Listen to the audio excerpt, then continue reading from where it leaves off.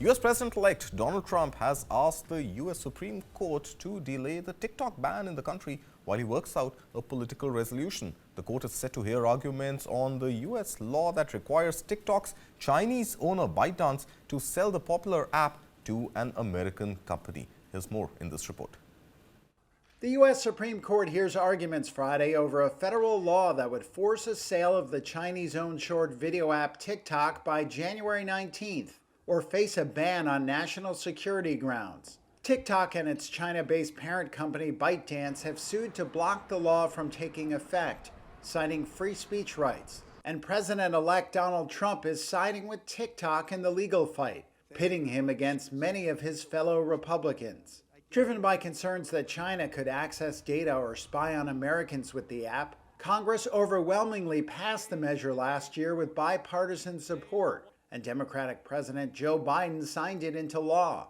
Former Senate Republican leader Mitch McConnell has compared TikTok's legal pushback to a hardened criminal seeking a stay of execution. The Republican chairman and the top Democratic member of a congressional panel focused on China jointly urged the Supreme Court to uphold the measure to protect the American people from foreign threats. But Trump has said he has a warm spot for TikTok and has vowed to save a platform on which his campaign generated billions of views. For its part, TikTok and ByteDance portray the law as running afoul of the First Amendment. Republican attorneys general from 22 states filed a brief with the court disagreeing with TikTok's arguments and asking the justices to uphold the statute.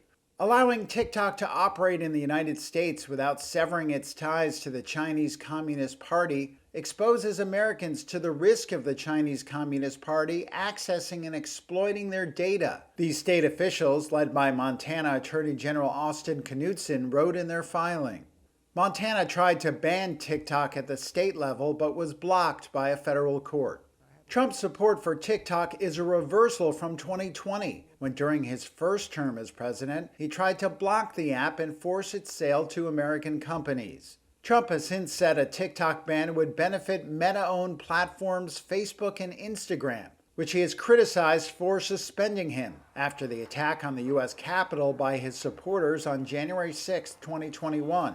In a filing, his lawyer John Sauer said Trump wanted the ability to resolve the issues through political means once he takes office.